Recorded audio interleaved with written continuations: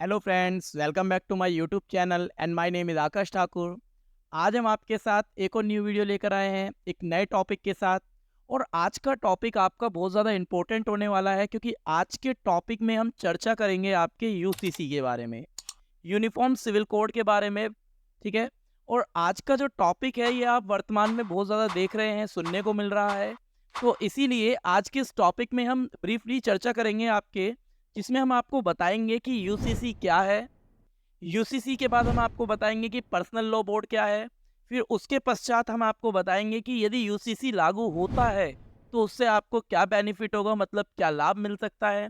और यूसीसी के समक्ष आने वाली, सरकार के समक्ष आने वाली कौन कौन सी चुनौतियां हैं जो अभी तक यूसीसी को लागू करने में बाधा उत्पन्न कर रही हैं। ठीक है। इन सभी विषयों के बारे में आज हम इस वीडियो में चर्चा करेंगे और जानेंगे कि किस तरीके से यूसीसी का जो विचार है इसे लाने की आवश्यकता पड़ी और क्यों इसमें एक बाधा उत्पन्न हो रही है। ठीक है। तो शुरुआत करते हैं दोस्तों आज के टॉपिक को। ठीक है। तो आज का जो सेशन में बताया जाना है आपको यूसीसी में, यूसीसी जैसा कि आपको पता है कि हमारे भारतीय संविधान के भाग 4 में राज्यों को कुछ अधिकार दिए गए हैं जिन्हें राज्य के नीति निर्देशक तत्व के नाम से जाना जाता है। उन्हीं राज्यों के नीति निर्देशक तत्व में आपके अनुच्छेद 44 समान नागरिक संहिता यूनिफॉर्म सिविल कोड के बारे में हमें बताता है, जो बताता है कि भारत में रहने वाले सभी धर्म एवं संस्कृति के लोगों के बीच एक समान कानून लागू करने का प्रयास किया जाएगा, जिसमें विवाह, तलाक, विरासत एवं गोद लेने जैसे, बच्चों को गोद लेने जैसे विषय में एक समान कानून लागू किया जाएगा। इसी को हम यूनिफॉर्म सिविल कोड या समान नागरिक संहिता क्यों जानते हैं। ठीक है दोस्तों। तो ये जो यूनिफॉर्म सिविल कोड की हम चर्चा कर रहे हैं, जैसे मैंने आपको बताया, ये अनुच्छेद 44 में आर्टिकल 44 में दिया गया है और ये राज्य का एक नीति निर्देशक तत्वों का भाग है। ठीक है। और इसे हमने आयरलैंड के संविधान से प्राप्त किया है। अर्थात सरकार भी इसके विषय में बहुत ज़्यादा आज प्रयास कर रही है और कोशिश कर रही है कि इसे पूर्ण रूप से लागू किया जाए। परंतु कुछ परिस्थितियां ऐसी हैं जो सरकार के समक्ष चुनौतीपूर्ण है, जिसके कारण स्वरूप ये आपका लागू होने में एक बाधा उत्पन्न कर रहा है।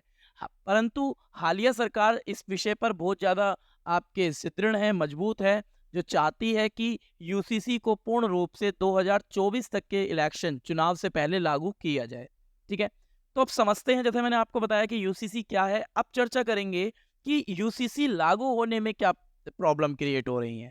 ऐसी कौन कौन सी चुनौती हैं जो सरकार के समक्ष आ रही है और अभी तक की जो नरेंद्र मोदी जी की जो हमारी सरकार है 2014 से यूसीसी पर विचार करती आ रही है, इसे अभी तक लागू क्यों नहीं हो पाया है। ऐसी कौन कौन सी चुनौती हैं जो ये लागू होने में बाधा उत्पन्न कर रही हैं। परंतु उससे पहले मैं आपको एक टॉपिक बताता हूँ। दोस्तों, हमारे देश में दो तरीके की कानूनी व्यवस्था देखने को मिलती है। एक कानूनी व्यवस्था वो जहाँ पर आपके समान लोगों के लिए, नागरिकों के लिए आपके कानून के समक्ष सबके सब समान है हर एक प्रक्रिया में, जिसमें कोई भी अगर किसी भी तरीके के कोई क्राइम करता है, ठीक है, तो उसमें प्रोसेस आपकी कानूनी प्रक्रिया द्वारा चलाया जाता है और एक समान कानून हम लोग देखते हैं सभी को क्राइम लेवल पर। और एक कानूनी प्रक्रिया ऐसी है जहाँ पर कुछ संप्रदायों का, कुछ धार्मिक क्षेत्रों का, धार्मिक लोगों का अपना कुछ पर्सनल लॉ बोर्ड है। जैसे मैं चर्चा करूं मुस्लिम पर्सनल लॉ बोर्ड की, जहाँ पर मुस्लिम पर्सनल लॉ बोर्ड के अंतर्गत कुछ लोग, मुसलमान जो है, मुसलमान वर्ग जो है, धार्मिक वर्ग जो है, वो अपना पर्सनल लॉ लेकर आता है, जहाँ पर विवाह, तलाक जैसी प्रक्रियाओं में वो अपने शरीयत कानून को पालन करते हैं। अर्थात आप कह सकते हैं कि एक ही देश में दो विधान की प्रक्रिया चल रही है। एक तरफ जहाँ पर हिंदू बिल कोड के अनुसार सिख, जैन, पारसी ये सब अपना एक अलग नियम कानून चलाते आ रहे हैं हिंदू कोड के हिसाब से, और एक तरफ जहाँ पर आपके मुस्लिम पर्सनल लॉ बोर्ड है जो अपनी प्रक्रिया, अपने कानून की प्रक्रिया के अकॉर्डिंग आपके विवाह और तलाक जैसी प्रक्रियाओं को देखता है। ठीक है।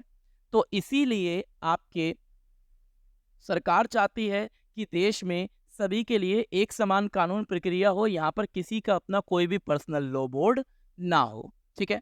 तो I hope so personal law board में क्या है, पर्सनल लॉ बोर्ड में आपके कुछ धार्मिक लोग अपने अलग ही कानूनी प्रक्रिया से चलते हैं, जो संविधान से बिल्कुल परे है, संविधान से अलग है।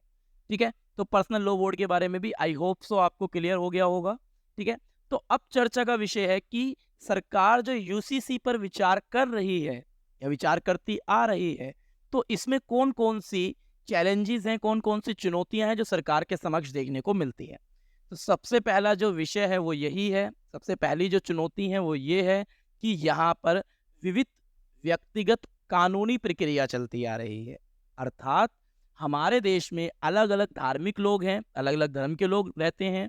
ठीक है, जिसके परिणाम स्वरूप उन्हीं प्रक्रियाओं में, जैसे मैंने अभी आपसे कहा कि पर्सनल लॉ बोर्ड जैसी प्रक्रिया चल रही है, तो कुछ समुदायों के अपने अलग कानूनी प्रक्रिया है जो कहीं ना कहीं सरकार के सामने चुनौती पैदा कर रही है कि सरकार उस प्रक्रिया को फॉलो करे, यूसीसी को।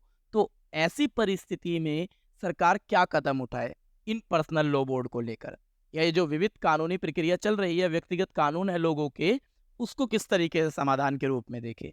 तो एक ये समस्या का विषय बना हुआ है सरकार के समक्ष। ठीक है दोस्तों, सेकंड अगर हम चुनौती की बात करें तो कुछ सांप्रदायिक राजनीतिकता देखने को मिलती है।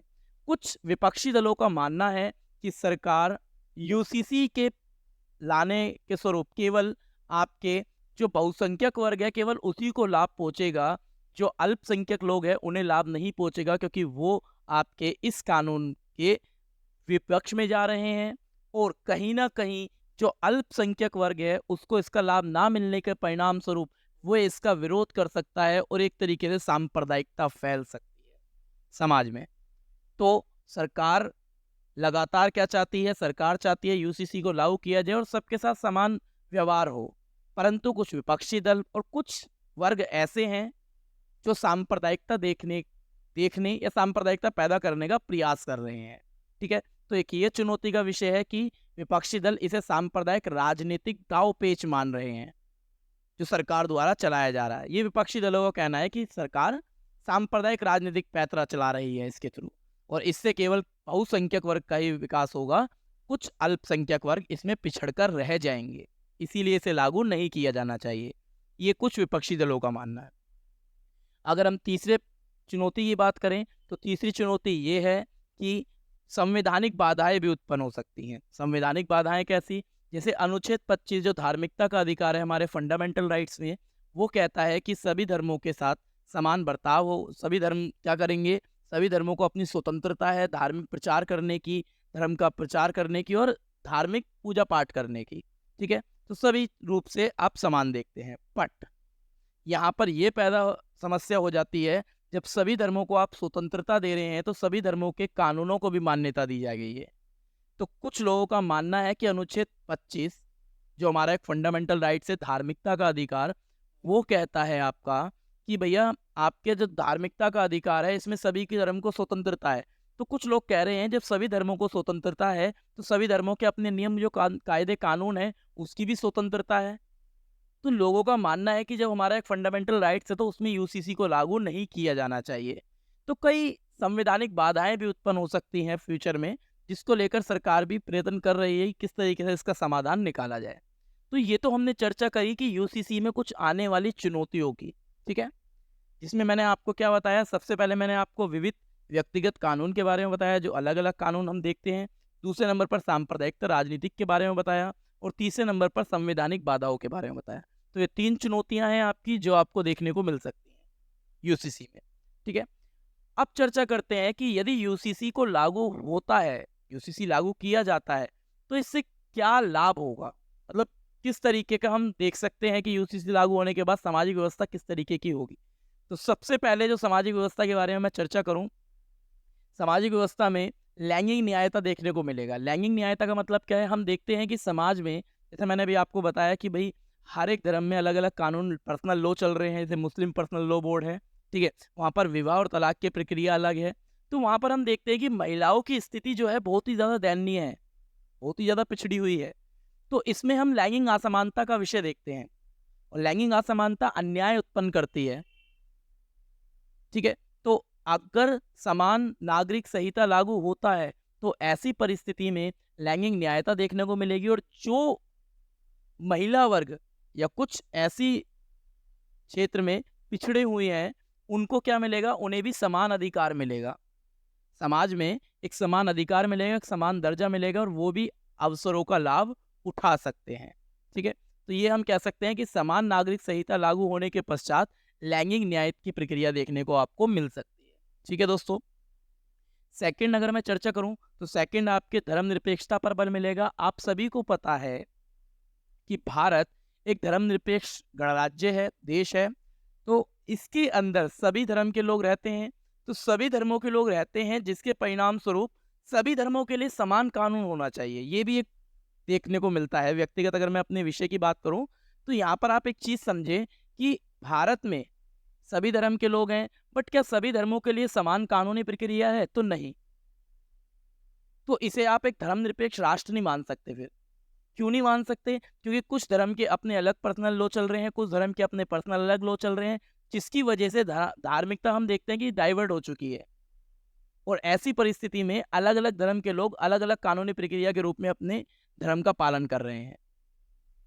तो फिर संवैधानिक प्रक्रिया से देश नहीं चल रहा है।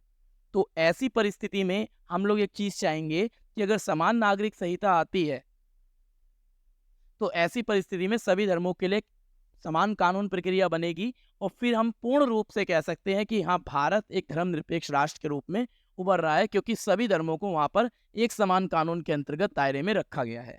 ठीक है दोस्तों, तीसरे की अगर हम चर्चा करें तो तीसरा आपको कानून का सरलीकरण, अर्थात कि अभी हम देखते हैं कि अलग अलग धार्मिक प्रक्रिया में अलग अलग कानून फॉलो हो रहे हैं।